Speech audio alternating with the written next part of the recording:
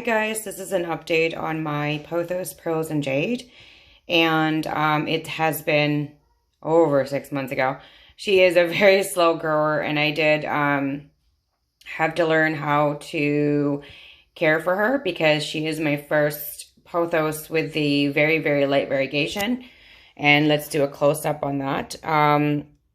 She's definitely a slow grower, and that's that's not very unusual for a very light colored variegated plant. And her variegation is definitely very generous and very beautiful. She sits about 7 to 8 feet away from an east-facing window, so she does get the morning light, and it's not too intense that she is burning. All of the burns that have occurred, and I think the other ones from when she just got to me, those I've already, I think, taken off. That was due to transit, so that was already there before I got her. There hasn't really been any new burning, which is really great for me. That just means that I am taking really great care for her. She is currently being watered every 9 days.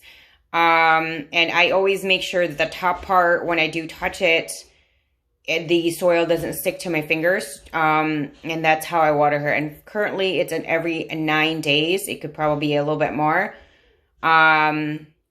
She is definitely a slow grower. It has been several months.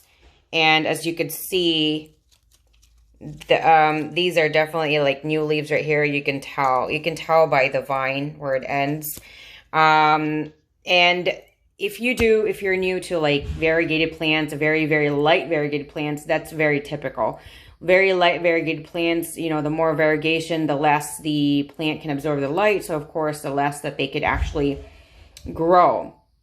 And also, they are prone to burning when there is a ton of light. So you can't really provide them with a lot of light either.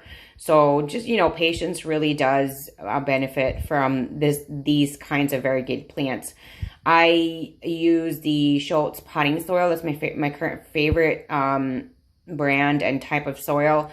It's not a fancy soil or anything like that. It's really it's a really great quality soil in my opinion.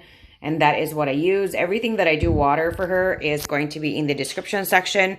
And all my social media accounts are in the description section as well. So if you want to connect, feel free to do that there. I hope you enjoy the rest of my video. You're going to hit the like, subscribe, and of course the bell, so you're notified every single time I do upload a new video. She has always been sitting in the 6-inch pot. It hasn't been too big for her, and it hasn't been too small for her. I haven't had any issues with her. I've had experience with Pothos before, but I've only had experience with the golden before. I also do have a golden, which I did vlog. I have a marble queen, which that was kind of new to me, and this is the third one. I think if I would ever add another Pothos to my collection, it would probably be the Jade. I think it's just the easiest one to care for, but I don't really see myself as getting a Pothos right now. I think I'm good with what I have. I do appreciate, like, this is such a beautiful variegation if you want to just enjoy it. You know, I have a ton of plants that are variegated or a variegata or a variegatum.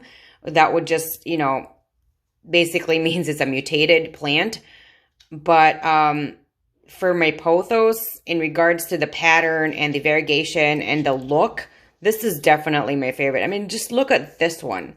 Look at how beautiful that is. It just, oh my gosh, she is just so beautiful. That's what I could really tell with the Pothos Pearls and Jade. The variegation itself is just so beautiful. I know that there's a ton of people that were having issues in regards to their Pearls and Jade. And that is because I think it's just the lighter the variegation, or the more the variegation that the plant is usually going to get, the harder sometimes it really can be. Even if you are really great in regards to other variegated species, or even the same species but not variegated. Variegated plants, just so you know, can be very finicky. So you have to pay much close attention to them versus the non-variegated one. They're just unstable, and they can be very, very high maintenance. With this one, it's just been a lot of trial and error, and I've been really, really lucky that she never really died on me.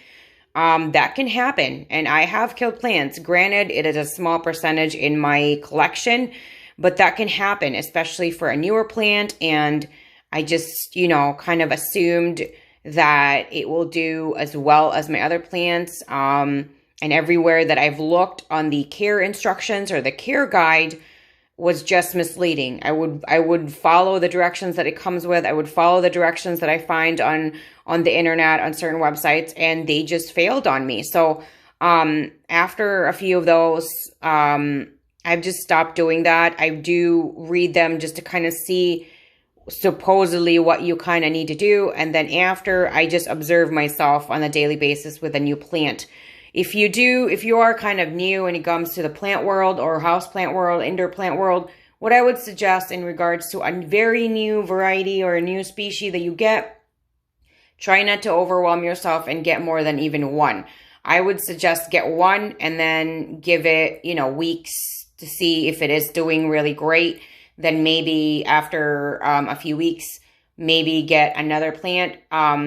If you're not too overwhelmed and you can actually juggle a few at a time together, then that's fine. What I do is I actually have notes on me. So that's how I do it to stay a little organized and so I can remember everything, because no matter how great your memory is, you might forget like a little bit here and there. And that for me is really helpful. And that's why I also do my vlogs, because it does help me.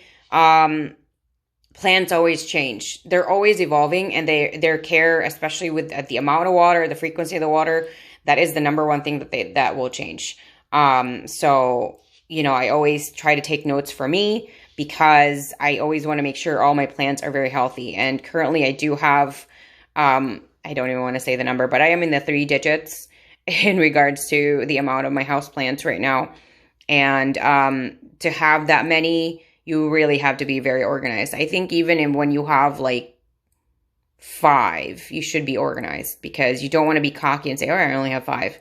No, I mean, even with a 1, I would suggest you know, you have some sort of like notation to remember what's going on and to see what you have been doing in the past month to flip through.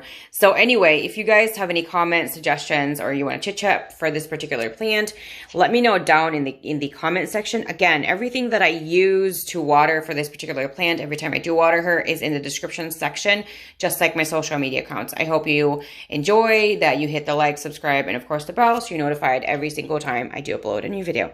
Thank you guys so much, and I'll see you guys again next time. Bye.